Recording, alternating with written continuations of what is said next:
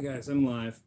I just want to revisit my origin story with a small update about that. Um, I did come from human parents, LOL, and I might be Jim Morrison's kid, Jim Morrison of the rock group The Doors in the '60s. But I'm gonna stop worrying about it and stop thinking, oh wow, wouldn't that be cool, and putting energy into maybe that's true. I just don't care anymore. Um, Either am or I'm not, and no thought. Who by taking thought can add 1 cubit to his stature? The Bible says. I mean, I'm not going to think my way into being his kid. And what's the difference? Difference does it make? I'm still me, and whether I'm Jim Morrison's kid or not. The only other story I've heard about my origin is a story my dad told. My adoptive dad said that basically, and you guys are free to research this and get back to me if you want. But basically, my mom was 16 years old and my dad was 18 when I was born, and they were both from Camarillo High School in Ventura County, I think it is. Um, that is likely true too. I don't know. Why would my dad make that up? Well, maybe he made it up to hide that I'm Jim Morrison's kid. I don't know. It has enough truth. The story is would be a good cover up because it's not so outlandish to be ridiculous, but yet it has some detail that you would think he wouldn't have made up. But then again, my dad was a master at keeping things secret if he wanted to. But whatever, I don't know. And so I'm not going to worry about that too much anymore. In fact, if my mom was 16, my dad was 18, at least I had that could also explain my good genes, because the younger a couple is when they have kids, the more youth vibe the son or daughter has. My parents weren't 50; they were 16 and 18. My mom wasn't even legal age to have sex. And that fits too. I don't know. Research it. Go to Camarillo High and look up the yearbook. I was born in Ventura in December 6th, 66. Now, having said all that, there are some uncanny similarities to me and Jim. Not just that I could be a son just by looking at me, but where I was born and when. Jim was documented to have been in Venice Beach in the summer of 1965. Well, Ventura is only an hour north of Venice Beach. They both even start with the same three letters, VEM, but that doesn't matter. But I was conceived somewhat time around spring of 66 and born an hour north of Venice Beach. The timing fits too. And there's also there's also the appearance thing. I mean, uncanny similarity there, but there's also like he was a wild guy like I am. I get that.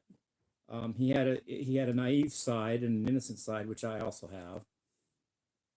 I've compared his handwriting, because I have some prints of it, with mine, and it's almost indistinguishable, the difference between my handwriting and his. It's very hard to tell the difference.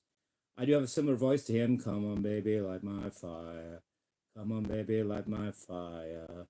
Try to set the night on fire. I mean, I'm not Jim. I'm not trying to be, but I do have a similar sounding voice, I think. He didn't think he could sing, and I don't think I can sing, frankly.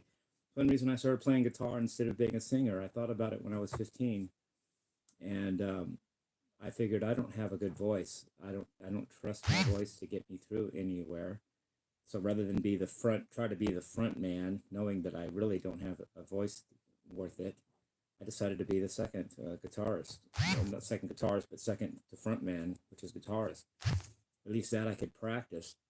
It wouldn't be up to just whether I have a good voice or not, like it is with singing. So one reason I'm a guitar player is I don't think I have a good voice. If I did, I probably just would have been a singer. It's easier. You get to be the front man easier and blah, blah, blah. But I didn't trust that. I didn't like my voice. But then Jim didn't either. My Jim Morrison didn't like his voice. And we're both intelligent, but not Stephen Hawking level. Like, I'm very, very intelligent, so is he, but we're not just groundbreaking Pam Dirac, geniuses to rock the world in intelligence, but we're very intelligent. We both have that. And plus he was great with words. I don't try to compare with him, but for being a math dude, I'm good with words too. You'd think I wouldn't be, but I can do words. It's a texting universe now. It's texting and it's songwriting is words too. And I don't do too bad for being a math dude, an ex-math dude, or maybe I still can do math. I don't know. I do words too. And I have a funny feeling Jim could do math if he wanted to. His IQ, I think they said his IQ was 149. Mine's probably a little higher, but I don't know because I don't know what my IQ is. But it's around that area, 160 maybe I have. I don't know. I took an IQ test in 1974 because I was bored in second grade. I was already studying fifth grade math and I was starting fights with the other kids. They gave me an IQ test, but I never heard the result. But I just heard my mom, my adoptive mom, talking to one of her friends in 1988 saying, "Oh, by the way, don't you know my son Jim had the highest IQ in math that the state of Colorado had ever recorded up till 1974." So whatever, I don't know. Don't know that. My adoption is closed. It would take a court order and probably a buttload of money to open it. I'm not even going to bother. What am I going to do? Think of some reason why I need to know, which is factitious, first of all, because I don't need to know, and then pay $50,000 to get my adoption uncovered. You can have it. And I'm not after Jim's money. It's not that either. It was just a feeling I had, and I was interested, but I don't.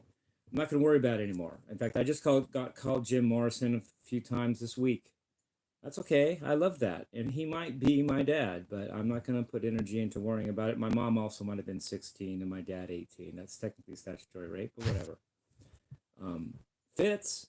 I mean, I'm wild too. I would get a wild side from that, and plus good youthful genes.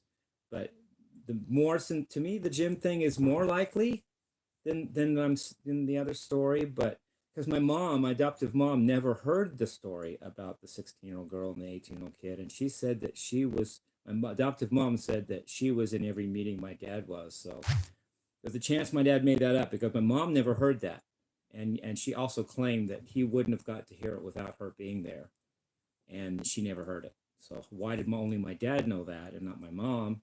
First of all, unless my mom's a master liar and didn't want to back dad. I don't know. It sounds like it could be a story my dad cooked up just to throw me off the trail. Because my mom, my adoptive mom, never heard that. At least said she didn't. Never heard that from anyone. And she was with all the social workers my dad was. So how did my dad get that without my mom knowing it? And then my mom saying she doesn't have any information about it. So that's unlikely also. But anyway, having talking about lying and stuff, my dad was good at letting on what he wanted you to think and not what he didn't want you to think. He was a Mason, but yet never told me. I had to research myself to find out that Sir William Wiseman, one of his relatives, was on the Committee 300 in World War II. Yet he never would have breathed a word about that. I also never heard anything about his work on the SR-71 Blackbird and the black boxes he designed. I never heard anything about it. He never spoke a word.